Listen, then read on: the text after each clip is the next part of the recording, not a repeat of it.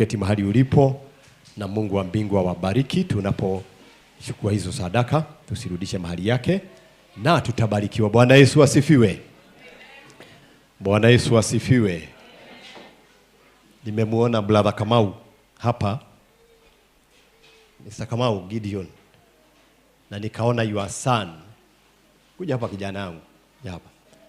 Namshukuru Mungu, nikimwona huyu kijana na nafurahiaga sana. Wakati alipokuja hapa tulimwombea Mungu ambariki, na ninaona unaendelea vizuri my son. Alright? Sasa baba, unajua hata vijana wanapitia mambo mazito saa nyingine, si ndio? Lakini wanahitaji kuonyesha upendo, na sababu wewe ndio baba yake, nataka umuhagi hapa mbele ya madhabahu, unamwambia I love you my son, si ndio? Na umwambie my son utaenda mbali. Prophesy kitu kizuri. Shikaneni nyinyi wawili, hata kama mtalialiana, nyinyi ndio wanaume huko hiyo. Shikaneni vizuri, hagianeni. Mwambie maneno nisikie. Tell your son something. Okay?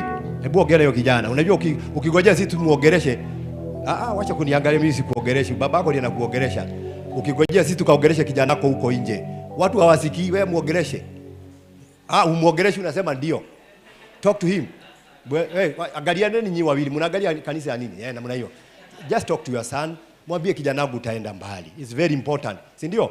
Kuna mambo wanapitia huko, na it's very important kujuliana hali. Kwani kwa mwaleka nani nyati?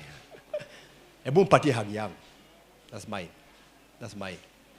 Vijana tunawapenda kama wababa. Okay? Mohia, najua una miss your hug. Njoo. Kuja hapa, nitakupatia yangu. Come here. Na utaenda mbali Mohia. Utaenda mbali. Luka hawa wote kuja hapa. Nani mwingine anasikia anahitaji? Bogwa, kuja hapa, naona una mhitaji. Thank you. You go far my son. Utaenda mbali. Kuja hapa Bogwa. Bogwa mtaenda mbali. Unajua? Umesema amen mpaka nikasikia. Na wewe mudai. Anthony, njoo hapa. Kuja. Kuja hapa. Sina wewe ungeendelea kuhagi wako, kwani ni nini? Mimi na hagi wao na hagi wengine. Nikui hadi nini?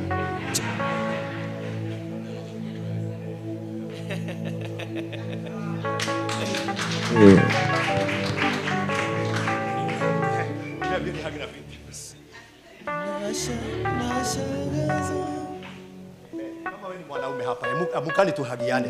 Amuka. If you are a man in this church, just stand up, hug one another.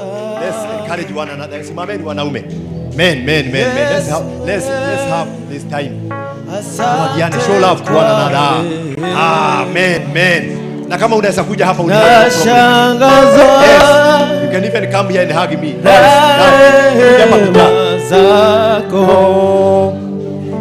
Yes, like that. Hug mtu. Wanaume tuhagi. Wewe. Tuhagiane. Yes, men. Tuhagiane. Nashangaza. Jose. Kuja hapa kijana. Kuja hapa Mariga. Yesu. Simon, kuja pewe nafasi. Asante kwa rehema. Nashangaza. Mariga. Rehema zako. Yesu. Huyu ndio fan of football that we have. Akawa fan baka akachukua jina Mariga, lakini majina yako sio Mariga. Unajua tumemkumiss na uliokoka kwa hapa. Simama hapa na nitakupatia heshima kubwa. Hii mic yangu ndio utaongea nayo. Bwana Yesu asifiwe. Amen. Kwa majina mimi naitwa Simon Degwa. Nimeokoka, Yesu ni Bwana. Sikuwa nanyi kama wiki mbili hivi. Unajua ile kazi yenye sisi tunafanyanga sio permanent. Ni hapa pale, ni kazi ya mjengo. Sasa last weekend nikawa nimepata simu, nikaitwa Gurului. Nikakaa huko kama siku kama 5 hivi. Ikawa yani imesha, unajua huwezi enda ukarudi. Huko tunataka tunaweka tent huko. Kwa hiyo naomba tu msamaha kwa vile sijakuwa na nyinyi. Lakini leo nimefurahi kuwa nanyi hapa leo.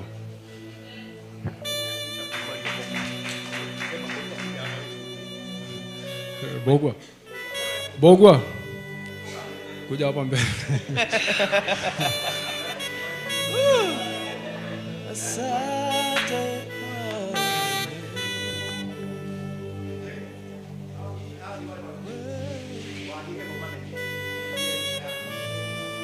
Bwana asifiwe kanisa. Amen. Kwa majina ni Isaac Mogwa, nimeokoka. Jerry.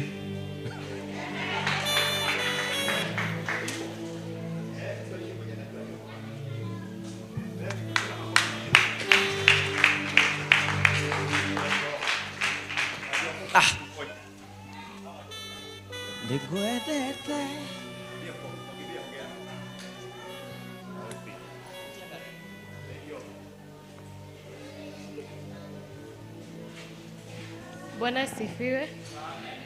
Naitwa Njeri na nimeokoka. Vita.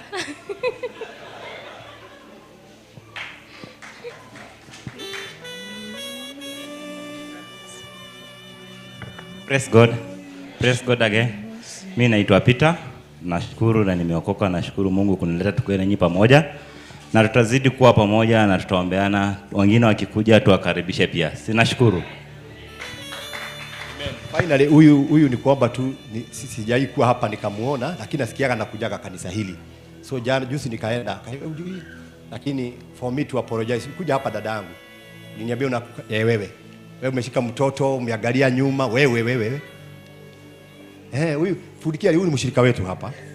Lakini mimi sikuwa na kuna mwingine hapa. Very good. Hata huyu aliokokaga hapa. Ni jina tulikuwa tumeshindwa kuisema. Salimia kwanza watu. Bwana asifiwe. Kwa majina naitwa Sylvia Yamat. Nimekuwa mshirika wa hapa since February na tutaendelea kushiriki pamoja. Mbarikiwe. Amen. Mungu akubariki sana. God bless you. Huyu naye pia ni kama wewe, sijajua vizuri lakini wacha nimjue. Nikisikia maneno yake vizuri. Bwana asifiwe. Naitwa Mama Tanila, mimi ni mshirika hapa. Amen. Na huyu mama ni rafiki ya Mama Njoroge. Amen. Tuwapigie makofi waweze kuketi. God bless you sana. Amen. Si ni vizuri hivyo? All right.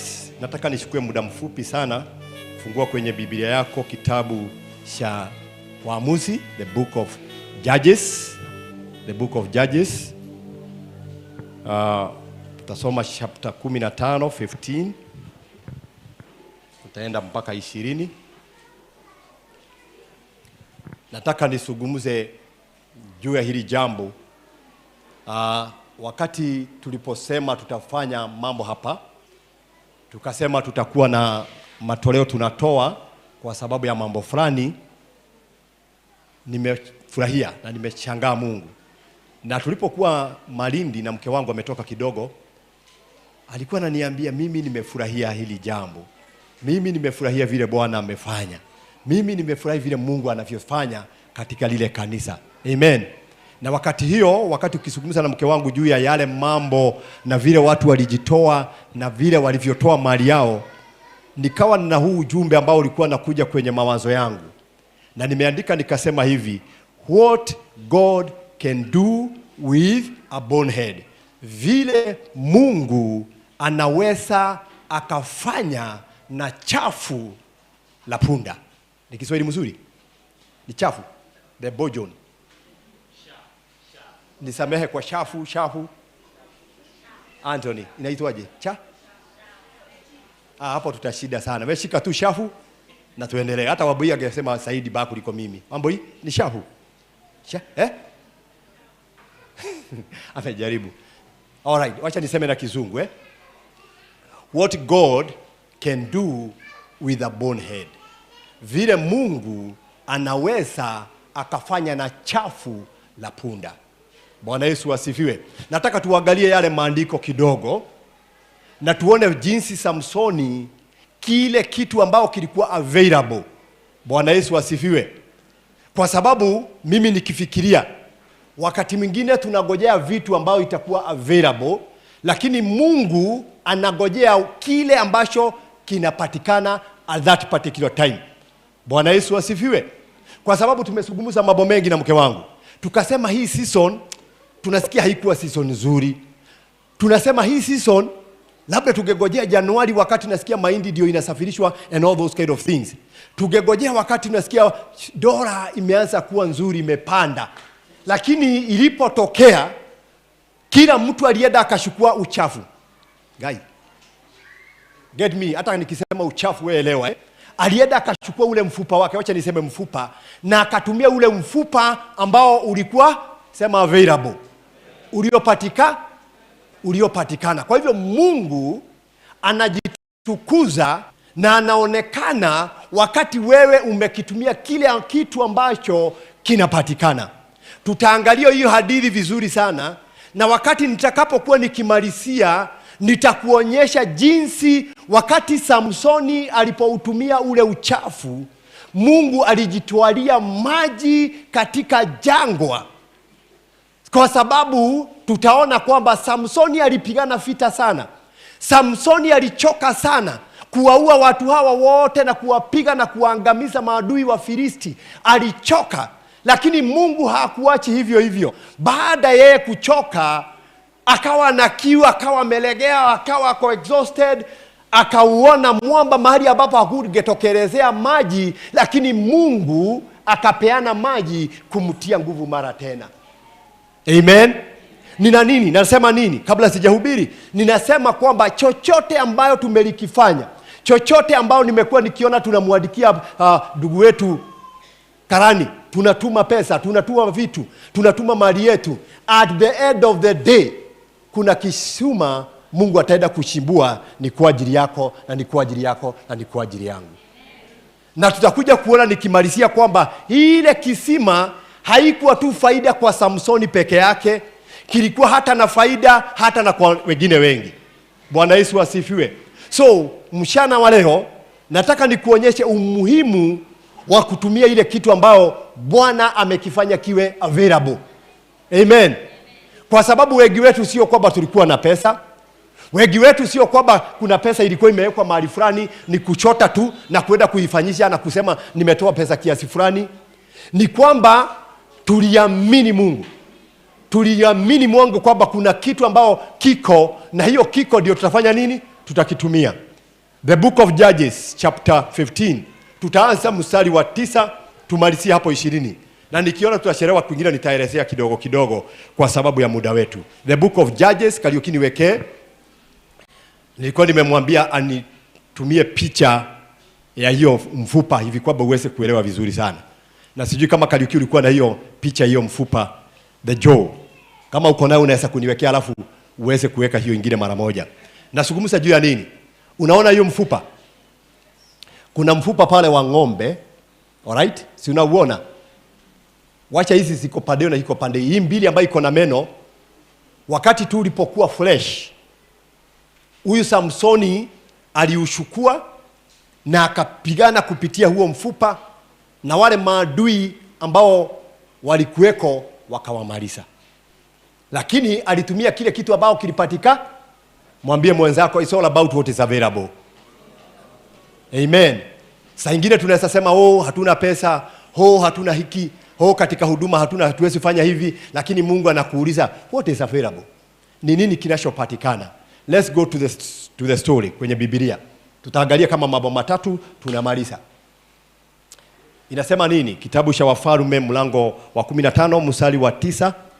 Inasema, tunasoma wote pamoja ndio tushike hiyo hadithi, sitawaweka sana. Basi Wafilisti wakapanda wakapiga kambi yao katika Yuda, wakashambulia Lehi. Shika hiyo jina Lehi kwa sababu nitakuelezea ama nikuelezea na mapema. Lehi ilikuwa ni mahali ambapo kulikuwa na mifupa mingi. Palikuwa manajulikana kwa sababu ya mifupa. Mifupa ilikuwa imetapakaa kila mahali na pakaitwa hilo jina Lehi. Na ndio kasema kwamba hapo ndio walikutana. Watu wa Yuda wakasema, anaposungumuza juu ya watu wa Yuda, anasungumuza juu ya Waisraeli. Mbona mmekuja kupigana nasi? Anaongea na Wafilisti.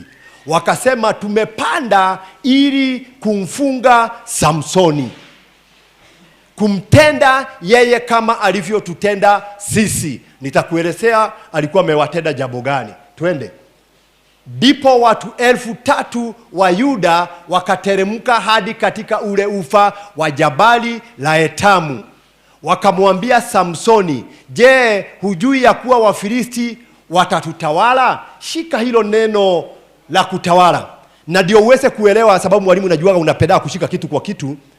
Listen to this. Hawa Wayuda, hawa Waisraeli walikuwa ni 1,000 ngapi? 3,000. Na hawa wengine walikuwa ni 1,000. Maanake ni hivi, brother Anthony. Kwa wanaume watatu walikuwa watatu kwa mmoja.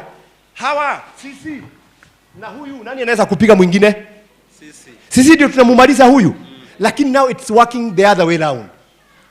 Hawa walikuwa ni Wafilisti, hawa walikuwa ni Wayuda. Imagine hawa wakija kwa hawa kuwaambia kwamba tumekuja kufanya nini? Kuwatandika. Bwana Yesu asifiwe. Tutaongea juu ya hiyo. 3-1. Na wanakuja na wanawaambia tumekuja kufanya nini? Aya. Hujui ya kuwa Wafilisti wanatutawala? Hawa watatu ndio wanaongeleshana. Na wanasema huyu mmoja atafanya nini?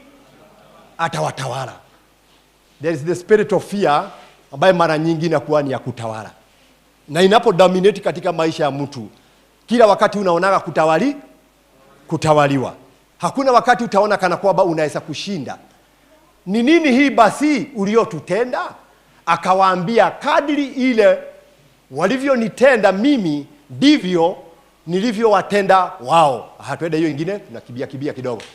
Wakamwambia, tumeshuka ili kukufunga, tupate kukutia katika mikono ya Wafilisti. Samsoni akawaambia, niapieni ya kwamba ninyi wenyewe hamutaniua. Let me tell you what's happening as we move on. Hawa watu wa Wayahudi, Waisraeli, walikuwa na mtu mmoja ambaye alikuwa anaitwa Samson, ambaye alikuwa anatumika na Mungu sana. He was a mighty man of God. Sasa hawa, kwa sababu wamesikia vile hawa wachache wamesema, wanaungana wote watatu wakiwa wengi. Wanakuja kwa Samsoni, wanamwambia Samsoni, sio Wafilisti, sio watu wa nje, watu wake. May God have mercy on the church. Wao wenyewe wanamuendea Samsoni, wanamwambia tumefanya nini? Tumekuja kufanya nini? Kukufunga na tukupeane kwa hawa watu wachache, hawa watu 1,000, hawa watu ambao wametuweka uoga kiasi hii. Waisraeli wanapeana kwa Wafilisti. Wampeane kwa Mfilisti, wakamwambia tumekuja kufanya nini? Sikiliza hapa kidogo, kwa sababu katika mahubiri naweza kukosa kugusia hili jambo. Tumekuja kukufunga kwa kamba 2 mpya. Wakamchukua kutoka huko Jabarani. Si wamemchukua kutoka huko, sasa wanampeleka kwa maadui. Twende hiyo ingine kidogo. Nafikiri taeleza ingine baadaye. Haya. 14.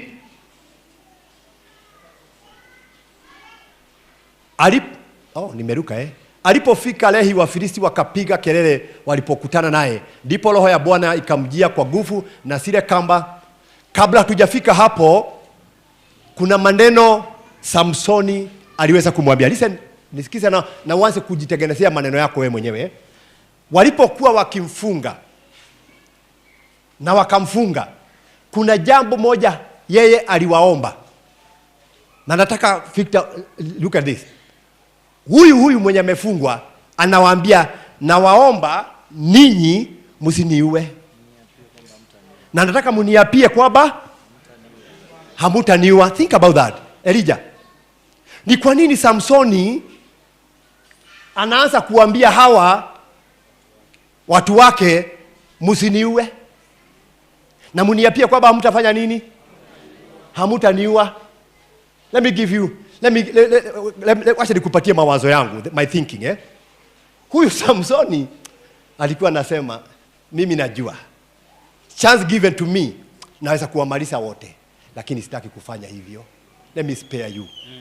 Are you getting it? Sio kwamba anawaomba, ni kwamba alijua mkijaribu kuniua, I'll finish you all. Nitawamaliza nyinyi wote. Kuna mambo mengine ndani ya nyumba la Bwana inatubidi tuwe na neema fulani. Bwana Yesu asifiwe. Amen. Akawaambia, ninajua na ninataka muwape, mseme kwamba hamutafanya nini? Hamutaniua. Hebu ketini tuendelee kutoka hapo.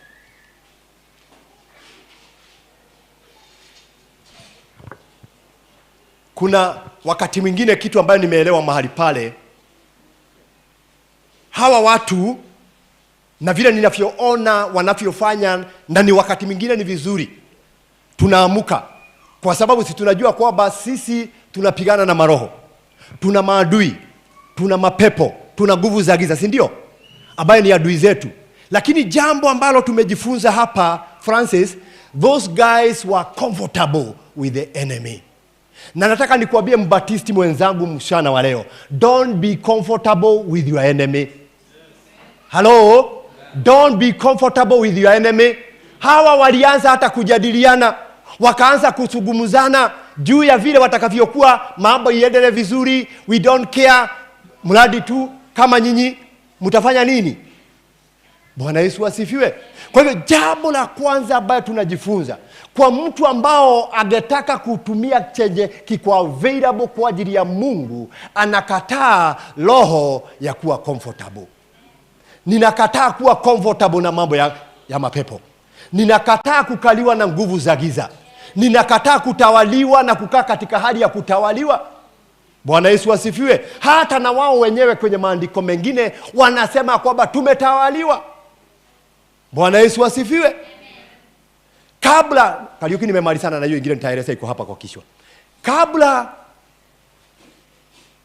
hawajafanya hivyo, nataka nikuonyeshe kwa nini Wafilisti wana uchungu na hawa watu wa Mungu. Katika mlango wa 9, katika hizo milango ambazo ziko hapo mbele, Biblia inafundisha juu ya Samsoni. Na sijaelewa ilikuwa namna gani, sijui. Mama sijui hii ilifanyika namna gani, lakini maandiko inasema hivi, Samsoni alikuwa apewe binti, na wakati wa kupewa yule binti wakamgeuka, wakapeana yule binti kwa mtu mwingine, na ghadhabu ikapata kuwa juu ya Samsoni kwa sababu ya lile tendo walilolitenda. Akakasirika sana, akasema kwa nini mmefanya hivyo?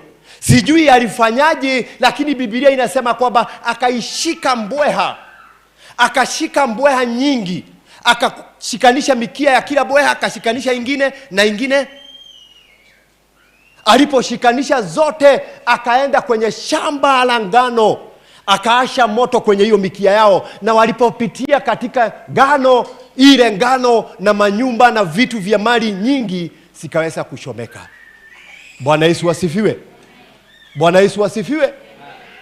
Inatuonyesha jinsi ambao tunakabiliana na shetani. Hatuna nafasi ya kujadiliana na yeye.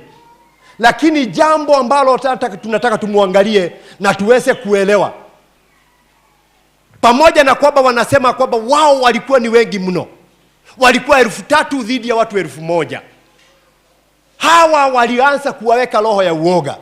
Na Biblia inasema vizuri sana kwamba hatujapewa roho ya nini? Ya uoga. Hivyo ndivyo Paulo amemwandikia Timotheo. We are not given the spirit of fear. Na hata mambo ya uoga imetajwa sana katika Biblia. Na ninashukuru nyinyi sana, kwa sababu wakati sijui nani alitangaza hapa na akasema kwamba tunatakiwa kuwa na 3.3 million. Si kuona mtu alistuka, ama wewe uliona? Si kuona mtu aliye na uoga. Niliona kila mmoja akiamuka na kusema kwamba we can do it. We can do it. We can do it. Bwana Yesu asifiwe. Mara nyingi tunaongea na ndugu yangu my brother here. Na wakati tunapozungumza juu ya uchumi vile ilivyo, ananiambiaga lakini maisha itafanya nini? Na ujuagi unanijengaga sana unaponiambia hivyo. Isipokuwa unaniongeleshaga ukienda na simu saa nyingine. Ananiambia maisha itaendelea. Bwana Yesu asifiwe. Ina maana we are not giving in katika hali ya uoga. Bwana Yesu asifiwe. Najua uoga ikiingia mambo imeharibika. Nilikuwa Malindi. Shiroka hapa, hayuko na hasiki. Sasa Shiroka kanipigia simu. Yeye ako pale mpakani. Baba, huku ni tear gas zinarushwa. Umesikia kiki? Sasa anaanza anacheka, mara anacheka, mara anapiga duru. Mara anacheka, mara anapiga duru. Nikamwambia Shiro, breathe in. Na mama akastuka, ni nini hii baba wanaongea na msichana wake? Sababu hata mimi nilikuwa na shida, kwani kumetokea nini? Lakini nikamwambia breathe in, breathe out. Nikamwambia Siro, si umekuwa na Nairobi na umekuwa Kitengela. Hii jambo ndio kakajijasa tena. Akafanya nini? Akajijasa tena. Sababu roho wa uoga akikuingia, my friend, you cannot even move. Bwana Yesu asifiwe. Kwa hivyo Samsoni kwa sababu ya kuchoma ngano ya Wafilisti wakaja in one thing. Wanakuja kwa sababu ya kulipisha kisasi. Lakini siku ya leo tunamwambia yule analipishaga vizazi hatapatikana katika maisha yetu. Hatapatikana kwenye biashara zetu. Hatapatikana kwa sababu Mungu ametuinua. Bwana Yesu asifiwe.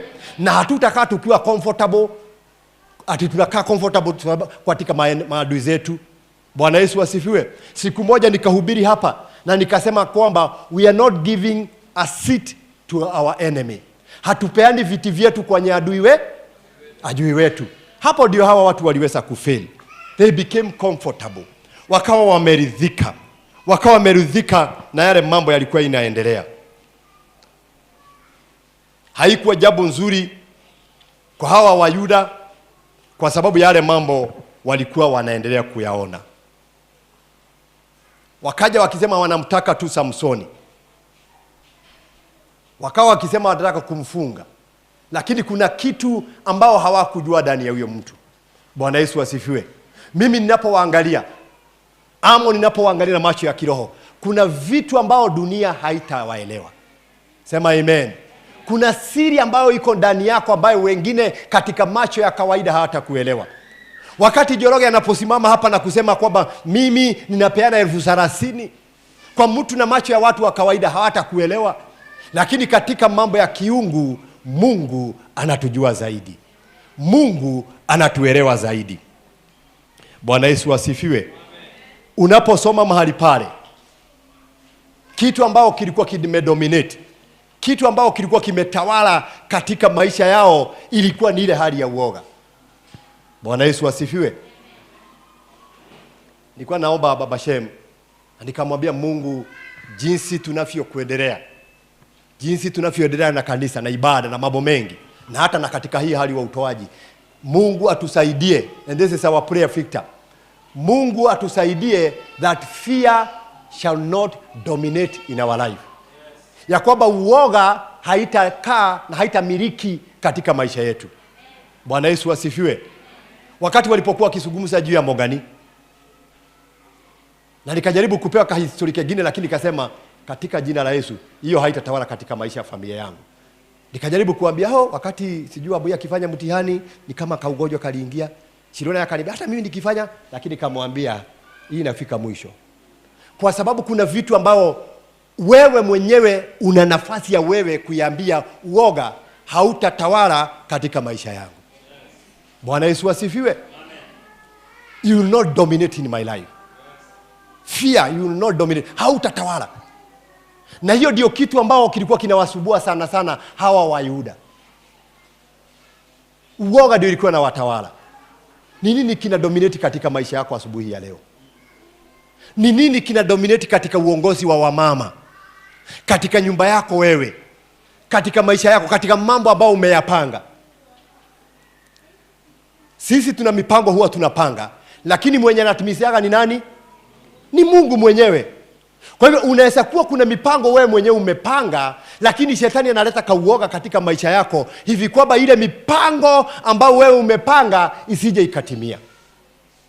Kuna ile mipango ambao Mungu alikuwa amepanga kutumia Samsoni kupitia wana wa Israeli, na ndiposa akaweka uoga hivi kwamba ile mipango na mambo ambayo amekusudia kuyafanya isije ikatimia. He dominates by bringing fear in our life. Bwana Yesu asifiwe. Lakini leo ninasimama kuhani wa Mungu. Dada yangu, no matter what,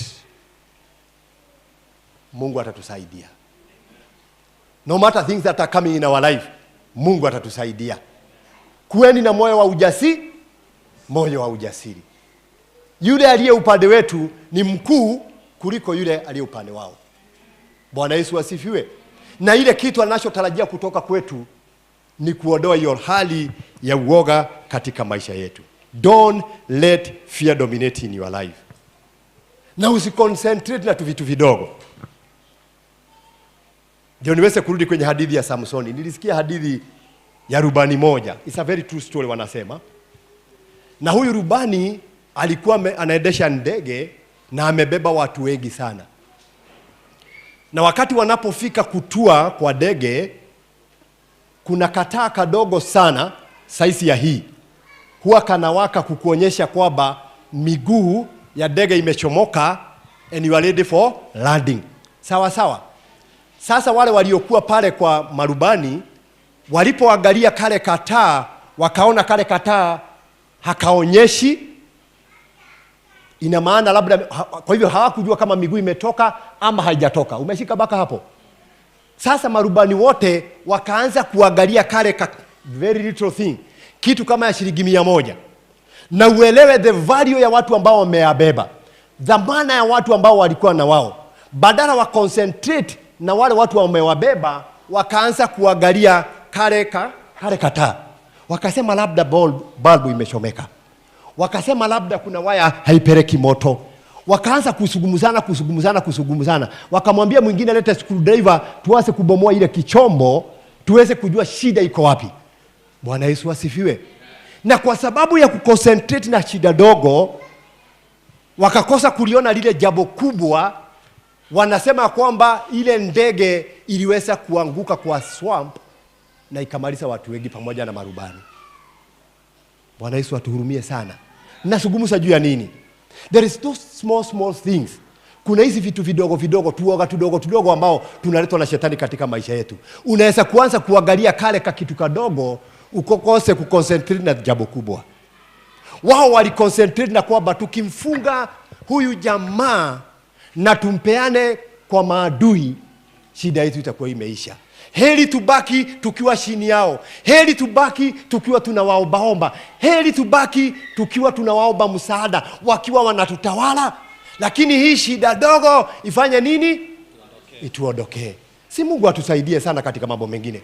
Ni jambo gani unaliona kama ni jambo dogo na una concentrate na hilo, unakosa kuona ni jambo kubwa ambalo liko mbele yako. Lakini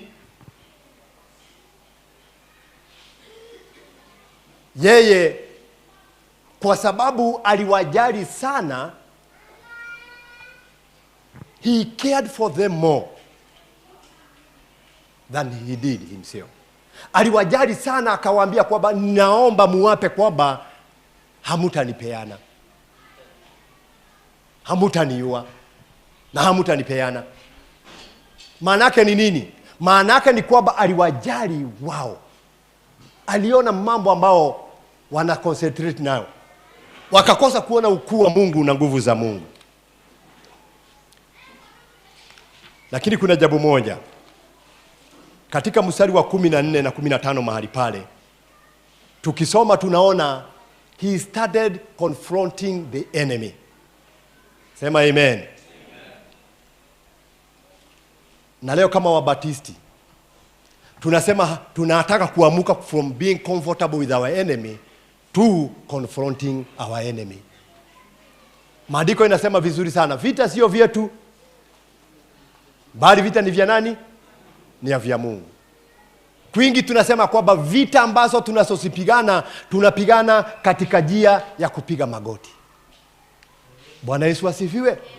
Kwa hivyo sasa ni wakati wetu, pamoja na kwamba Jolfo na mimi, pamoja na kwamba mambo jinsi yalivyo, brother yangu kuja hapa, wakati hata kama mambo yamekuwa mazito, this is the time that we need to start confronting our enemy. Unaweza kuwa uko mzee, twende kabisa. Unaweza kuwa uko mzee, unaweza kuwa uko mama, wewe ni mshirika wa Namanga Baptist. It's our time to confront the enemy. Na huyu enemy hatupigani naye kwa nguvu zetu, tunapigana kwa magoti. Whether wewe ni mbaba, whether wewe ni mama, whether who you are, it's our time to confront our enemy. Mmechoka? Bwana Yesu asifiwe. Ni wakati wetu wa kupambana na maadui. Sio wakati wa kukaa tu na kusema kwamba tunataka tukampate Samsoni tumpeane kwa maadui. Hello? Tunaanza kusema unamuona Anthony, tagu ameinuliwa, tagu amefanya, sitapeana ndugu yangu kwa adui. Nitamshika ndugu yangu amebarikiwa, nitamshika ndugu yangu Mungu amemuinua, tutaanza safari pamoja, and we are going to defeat our enemy together. Sitakuwa na wakati wa kumsema ndugu yangu. Sitakuwa na Haya, sasa si mnawaona? Mnawaelewa pole pole. Sitakuwa na nafasi ya kusema ndugu yangu. Sitakuwa na nafasi ya kusema yeye ni kipara. Sio, it's not my business. My business ni shikane naye nimwambie brother yangu twende safari. We have a common enemy to fight, and this enemy we are going to fight him by our knees, on our knees. Ni wakati wetu kanisa kuamuka. Unapoona msichana wa fulani, uliona msichana wa fulani, huyo msichana wa mama so and so, is not our time kufanya mambo kama hayo. Ni kushikana huyo mama, hata kama hutamwambia mtoto wake vile alivyo. Wewe mwambie mama, kuna adui, na kabla hajaingilia watoto wako, shikana na mama mwingine. Amka. Shikana na mama mwingine, tuanze kupigana. We are confronting, piga magoti. We are confronting the enemy, and we are fighting our enemy who is fighting our children. It's not men, it's not outside there. Ni sisi tuweze kupigana na hiyo. Ni sisi katika njia ya magoti tupigane na maadui. Mambo ya kusema mtoto wa huyu, alipoenda, hapana, pigana na magoti. Hata kabla hujaniambia juu ya Shiro, pigana na magoti alafu uje uniambie.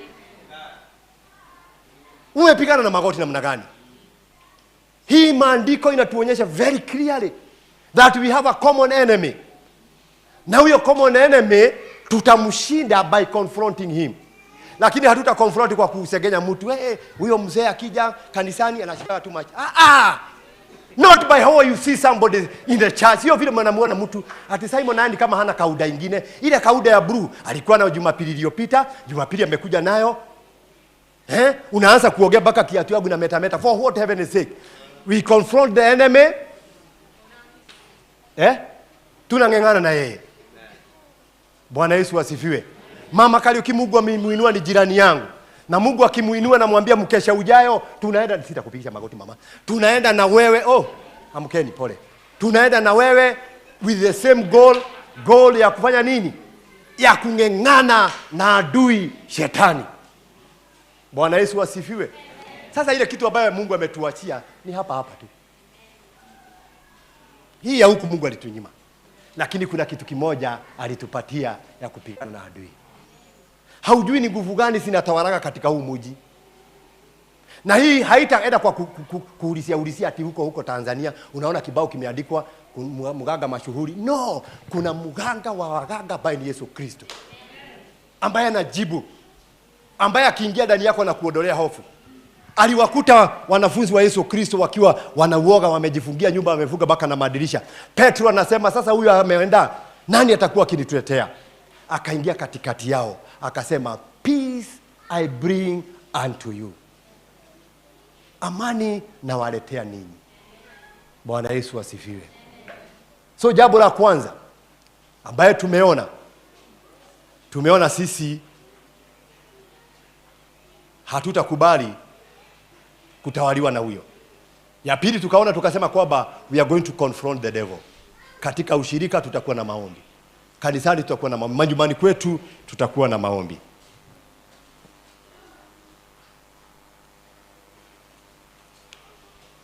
Tunamuona Samsoni baadaye. Wakati wale wa Filisti na alikuwa amefungwa na mikono yake. Unajua jambo linanifurahisha sana ya Mungu. Yeye hana shida, lakini anajua yule aliyemuita ni nani. Si amemalizana na ndugu zake? Ni kama sasa si kanisani. Sasa nina shida na wewe nini? Akawaambia nyinyi kuweni na amani. Kuweni na amani, relax. Na maandiko inasema kwamba akiwa amefungwa mbele ya Wafilisti.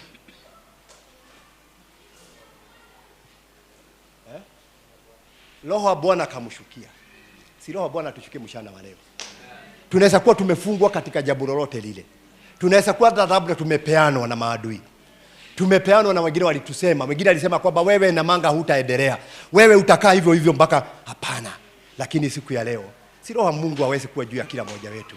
Na zile minyororo inaweza kuwa tumefungwa ikafunguke. Katika jina la Yesu. iwe ni wanaume, Mungu akatufungue na minyororo.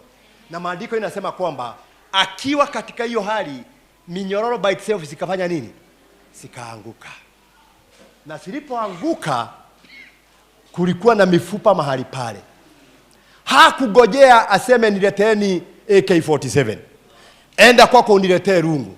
Enda kwako uniletee ile mkuki unakuwa nayo. Enda uniletee ile linga, ile kachuma unakuwa umeficha katika nyumba. Aliangalia tu around. Akasema hii ambayo iko available, hiyo ndio nitachukua. Na maandiko inasema akauchukua ule mfupa na akapigana mpaka watu wa Mungu akapata ushindi. Bwana Yesu asifiwe. Si hata kuna mtu wa Mungu aliulizwa, uko na nini mkononi? Nini uko nacho? Na kwa sababu already ninajua kwamba watu tumetoa hapa, ninapomalizia hii maneno Victor, nataka nisungumuze juu ya vile ilivyotokea baadaye. Akapiga adui. Na of course kulikuwa na ule uchofu. Of course kulikuwa na hali ya mwili wake ulikuwa huna nguvu tena. Of course alikuwa nasikia kiu. Lakini Mungu, kwa sababu anayetoa ni kwa sababu ya Mungu, brother Victor. You gave what was available in your hand. Ulitumia kile ambacho kilikuwa kimepatikana katika mikono yako. Lakini maandiko inasema hivi, akiwa katika hiyo hali, mwamba ukatoa maji na wote wakapata maji ya kunywa. Nataka usimame na miguu yako. Leo sina maneno mengi. Najua kwamba wengi wetu hapa tumetoa Victor. Na mama alikuwa ananiambia kila siku tukiwa Malindi, ombea hawa watu Mungu awabariki. Ombea hawa washirika Mungu awabariki. Ombea hawa watu Mungu awainue. Ombea hawa watu katika njia zake. Si tumesoma tukasikia kwamba alitengeneza maji mahali ambapo hakuwa kuna maji. Sasa mimi nataka niombe ombi hapa. Na ile ombi Victor nataka tuombe kwa hawa watu. Ni kwamba haya maji hutakunywa peke yako, hata na watoto wako, hata na watu wenu, hata na mambo yako ya baadaye. Nataka mshana wale tumwamini Mungu, brother Victor, ya kwamba Mungu atakifanya kizima kwa ajili ya mambo ambayo tumemfanyia Mungu wetu. Waibaji wanapokuja hapa tutaiba wimbo moja tu tunapomwabudu Mungu. Na mimi kama vile mama amekuwa akiniambia ombea hawa watu, ombea hawa watu, nataka niwaombee. Na wewe katika njia ya imani. Usione kwa nini, lakini nitaomba tu watu watakuja hapa kwenye haya madhabahu. Wote tutakuja hapa, wote. Alafu mimi niombe hilo ombi mama amekuwa kitamani tuombe. Tutaomba naye hapa. Tumwambie Mungu naye bariki watu wako. Kama jinsi ulivyofanya kwa sababu ya Samsoni. Tumekubali, tutakabiliana na huyu adui. Just come. We need to pray for everybody. Just come. Nataka tumwamini Mungu pakubwa, mama Mwihaki Reverend. Na wale walio kule nyuma tumwamini Mungu pakubwa. Kama anaweza kufanya hivyo kwa sababu ya Samsoni, nataka tumwamini wote, tumwambie Mungu in your own way. Si tulimtolea? Just come. Magini niliona jina yako lilikuwa mahali pale. Bogua kujeni wote. Hata kule nyuma everybody kujeni hapa mbele. Keep coming. Wakati tunapoimba wimbo. Sitaki mtu yote abaki kule nyuma. Yeyote ambaye yuko chini ya sauti yangu.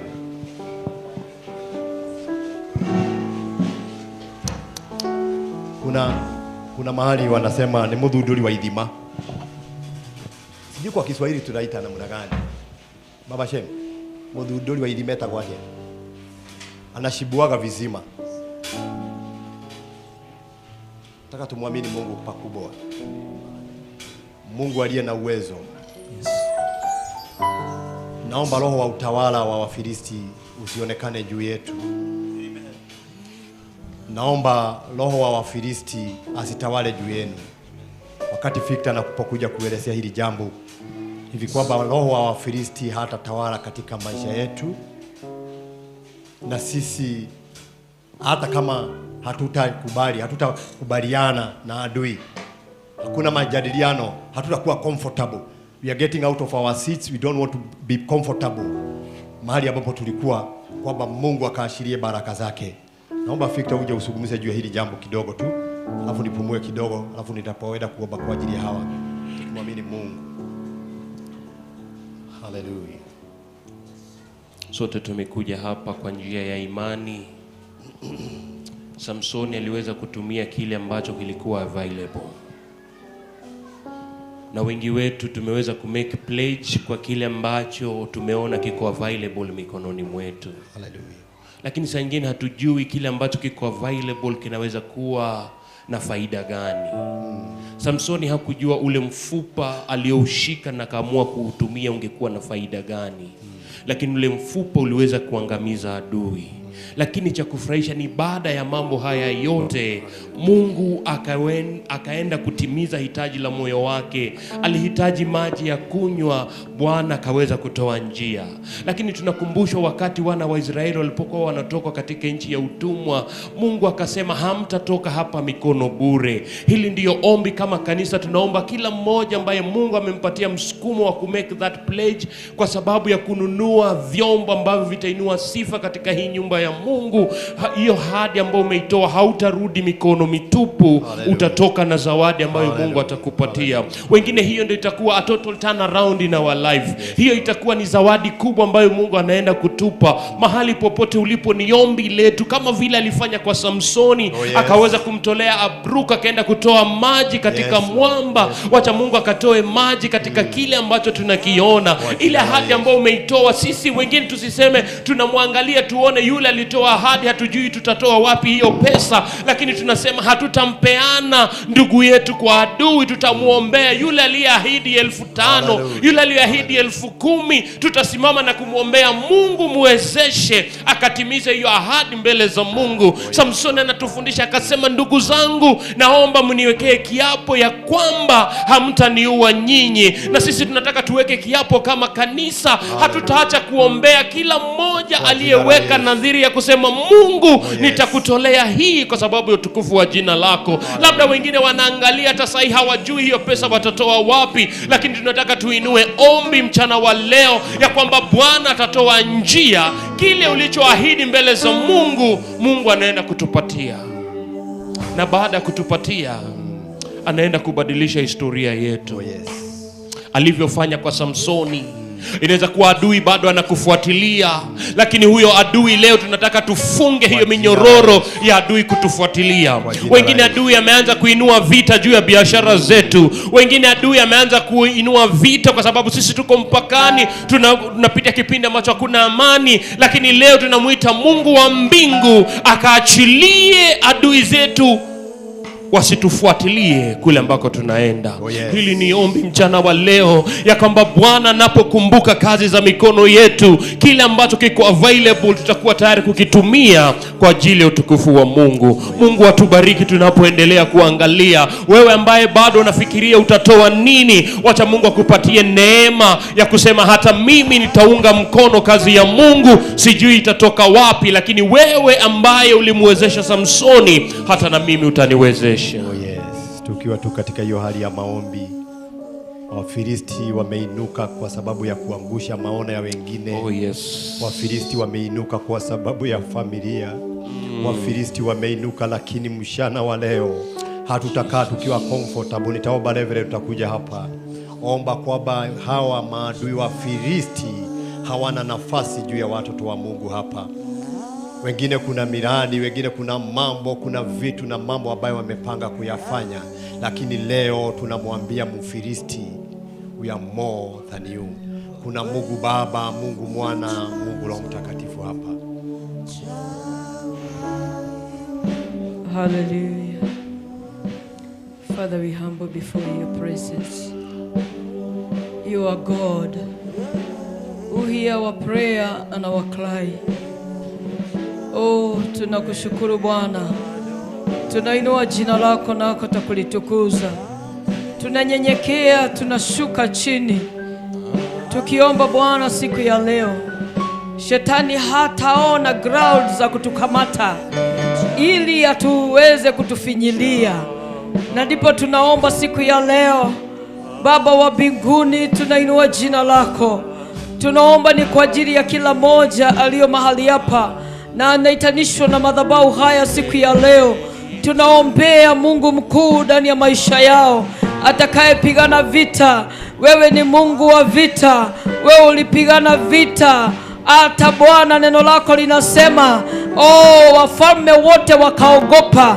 Tunaomba siku ya leo, hofu yote inaweza kuwa imetanda juu ya maisha ya kila moja, tunaiondoa siku ya leo tukisema hawa ni washindi, wewe ni washindi zaidi ya washindi, katika jina la Yesu. Tunanena, tumepaingia mwezi huu, tunaomba huu mwezi wewe upande wetu. Haijalishi uchumi unakaa namna gani, lakini wewe uko upande wetu. Nani atakayeogopa? Nani atakaye kuwa kinyume chetu? Neno lako linasema hivyo. Wewe ukiwa upande wetu, hakuna atakaye kuwa kinyume chetu. Baba, tunakuinua Bwana, ni kwa ajili hata wakati tukiombea nchi zote, ni kwa ajili baraka zao ni baraka zetu, kuondoka kwao, kuinuliwa kwao ni kuinuliwa kwetu. Na ndipo tunatabiri mchana wa leo, Baba wa mbinguni, waliokuwa wamepanga kuwagadamiza, waliofunga ili waweze kuwaweka chini, tunasimama siku ya leo. Tumekuona wiki mzima ukipigania grade 6, ukipigania grade 9 katika mitihani yao. Hata kesho wakati form 4 inakalia mitihani, tunazungumza kwa watoto walio kwa ward watakayefanyia mitihani wakiwa katika hospitali. Tunawatabiria mema. Walio Baba hawana nguvu, tunawatabiria ushindi katika jina la Yesu. Walio katika bweni, walio katika shule za day school, kule kuna mafuriko, kule kuna hata changamoto, tunaomba utapita, utaonekana. Walio na exchange destiny za watoto wetu, tunasema siku ya leo, unasema nguvu inayekalisha ndege juu, ni ile inapaa naye. Tunaomba mwanzo wa kukalia mtihani siku ya kesho, tunaomba kuondoka kiwango cha juu. Hakuna kuchanganyikiwa, hakuna kukosa fahamu. Tunawaitishia hekima, tunawaitishia ufahamu, tunaitishia watakuwa mind sober katika jina la Yesu. Wewe uoga wa exam, tunakukamata katika anga, hautakalia watoto wetu katika jina la Yesu. Tunaombea wote Baba wa mbinguni, wanakutarajia.